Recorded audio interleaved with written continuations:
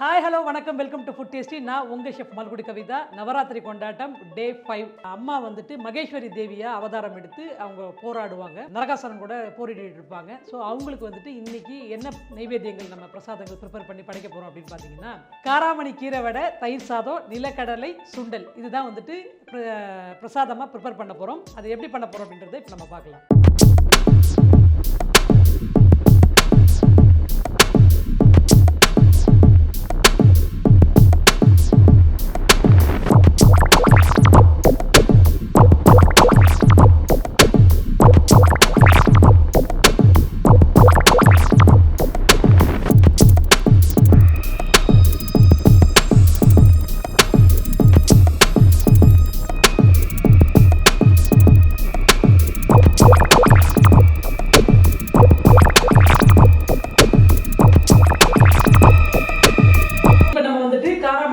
பண்ணுறது அப்படின்றத நம்ம பார்த்துக்கலாம். காராமணி வந்துட்டு இந்த மாதிரி கோர்ஸாக வந்து அரைச்சிக்கோங்க. குறன்னு இருந்துச்சுன்னா தான் வடை வந்து மொறுன்னு வரும். அதனால் அந்த மாதிரி அரைச்சிருக்கோம். நான் அப்படி தான் அரைச்சி வச்சுருக்கேன். இப்போ வந்து இது கூட நம்ம என்ன பண்ண போகிறோம் அப்படின்னு பார்த்தீங்கன்னா, ஆனியன் 1 ஸ்பூன் ஆனியன் போட்டுக்கலாம். பொடியாக நறுக்கிற கீரை கொஞ்சம், இஞ்சி சிறிதளவு, ஒரு ஸ்பூன் பச்சை மிளகா, சாப் பண்ணி வச்சுருக்கிற தேங்காய், சோம்பு சிறிதளவு, உப்பு தேவையான அளவு, கருவேப்பிலை, பெருங்காயம் கொஞ்சம், எல்லாத்தையும் ஒன்றா போட்டு மிக்ஸ் பண்ணிடலாம். மிக்ஸ் பண்ணிவிட்டு நேற்று நம்ம வடை போட்டோம்ல, உருண்டை மசாலா வடை போட்டோம்ல, உருண்டையாக டம்ப்ளிங்ஸ் ரெடி பண்ணி, அதே மாதிரி இதையும் டம்ப்ளிங்ஸ் ரெடி பண்ணிவிட்டு அப்படியே எண்ணெயில் போட்டு பொரிச்சு எடுக்க வேண்டியதுதான்.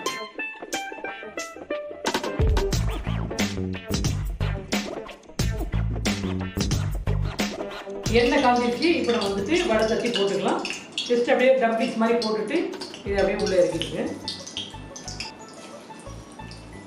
ஜென்ரலாக இந்த 5th டே வந்து பார்த்தீங்கன்னா மகேஸ்வரனுடைய சக்தி அப்படின்றதுனால இவங்களை மகேஸ்வரி அப்படின்னு சொல்லுவாங்க. அது மட்டும் இல்லை, ஸ்கந்தன் இருக்காருல்ல, நம்ம கந்தன் அவருடைய தாயார், அதனால ஸ்கந்த மாதா அப்படின்னு கூட சொல்லி கேள்விப்பட்டிருக்கேன். இந்த நாட்களில் வந்து பார்த்தீங்க அப்படின்னா இவங்களுக்கு வந்து பிடிச்ச நவதானியங்களில் ஏதாவது ஒரு தானியம், இப்போ நம்ம காராமணி போடுறோம் இல்லையா, அதே மாதிரி நவதானியங்களில் ஏதாவது ஒரு தானியங்களில் நைவேத்தியமாக வச்சு படைச்சி அந்த நைவேத்தியத்தை பிரசாதத்தை எல்லாருக்கும் நம்ம கொடுக்கணும். நம்மளே சமைச்சு நம்மளே சாப்பிட்றவங்க எல்லாருக்கும் கொடுக்கணும். அப்படி கொடுத்தோம் அப்படின்னா குறைவில்லாத செல்வம் நமக்கு கொடுப்பாங்க. சிவனை வணங்குறது சிவராத்திரின்னு சொல்லுவாங்க, அம்பாலை வணங்குறது நவராத்திரின்னு சொல்லுவாங்க. அந்த 9 டேஸில் வந்துட்டு அவங்க 9 விதமான அவதாரங்களை எடுத்து அசுரனை வதம் செய்து சூரசம்ஹாரம் பண்ணி வதம் செஞ்சு அந்த 10வது நாள் பெரிய விழாவாக நமக்கு கர்நாடகாலெல்லாம் பயங்கரமாக கொண்டாடுவாங்க. நான் ஆக்சுவலி தசரா சீசன்லாம் நான் அங்கே நிறைய தடவை இருந்திருக்கேன். எனக்கு அந்த இதெல்லாம் ரொம்ப பிடிக்கும். கிட்டத்தட்ட பார்த்தீங்கன்னா ஒரு 3500 அடிக்கு மேலே இருக்கும் அந்த மலை. சிட்டிலேருந்து ஒரு 17-20 கிலோமீட்டர்ஸ் அப்பில் போகும். கீழே மலையாடி வாரத்தையும் நாங்கள் அகாமடேட் ஆகிருப்போம், ரூம் எடுத்து தங்கி. ரொம்பவே சூப்பராக இருக்கும். ஊரே வந்து விழாக்குளம் போட்டிருக்கோம். எப்படி நம்ம திருப்பதி போனோம்னா நம்ம அதெல்லாம் பார்க்குறோமோ அதே மாதிரி எங்கேயும் நல்லா பார்க்கலாம். ரைட்டு, இப்போ வந்துட்டு வடை வந்து ஃப்ரை ஆகிடுச்சு. இதை நம்ம வந்து வேறு இடத்துல ஒரு பிளேட்டில் மாற்றிக்கலாம்.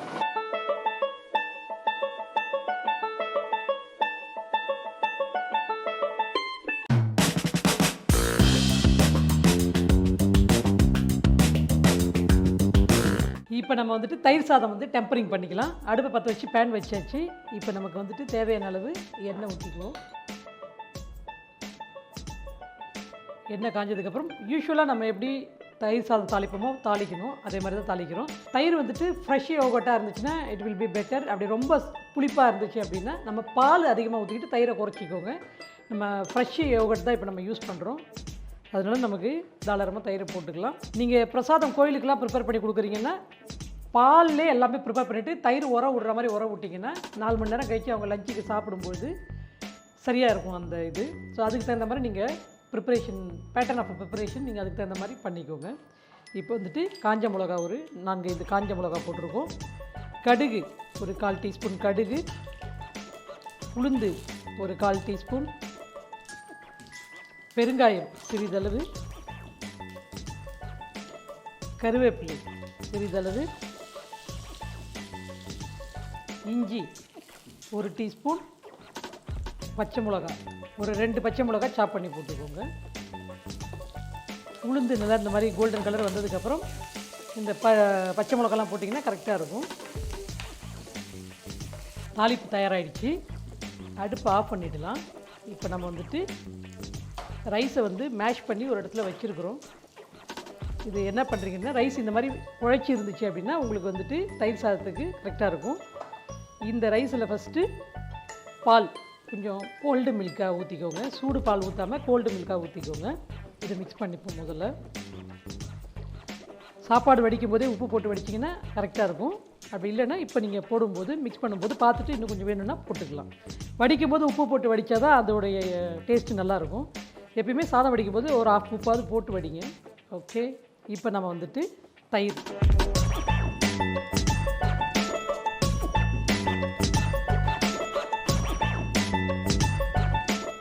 இப்போ நாங்கள் ஹோட்டலில் ப்ரிப்பேர் பண்ணுறோம் அப்படின்னா க்ரீமி கர்ட் ரைஸ் கொடுப்போம்.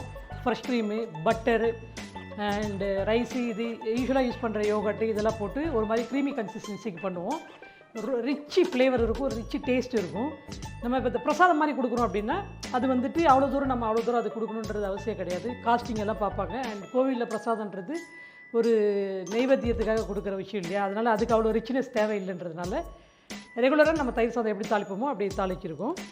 இதில் நம்ம பண்ணி வச்சுருக்கிற டெம்பரிங்கை அப்படியே போட்டுக்கலாம்.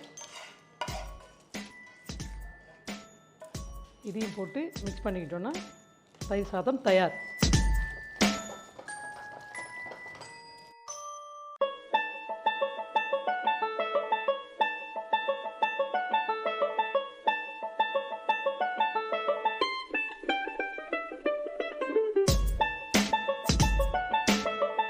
இப்போ வந்து தயிர் சாதம் ரெடி ஆகிடுச்சு. இதை நம்ம வேறு ஒரு பவுலுக்கு மாற்றிக்கலாம்.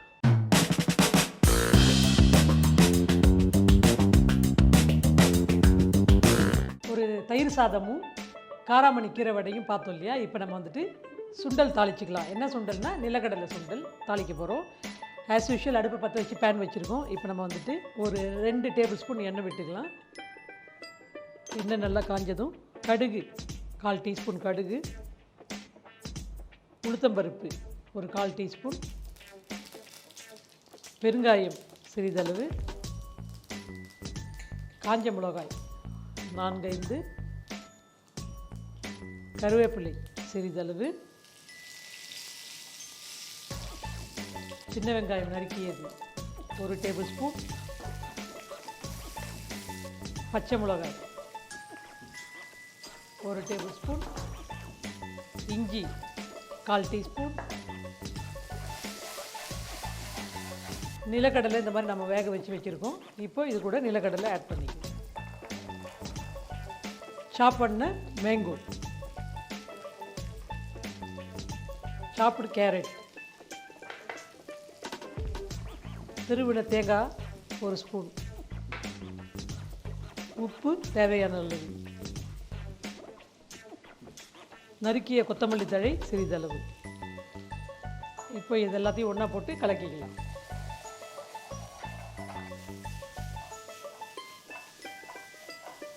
நிலக்கடலை சுண்டல் தயாராகிடுச்சு. இப்போ நம்ம வேறு ஒரு பவுலுக்கு ட்ரான்ஸ்ஃபர் பண்ணிடலாம்.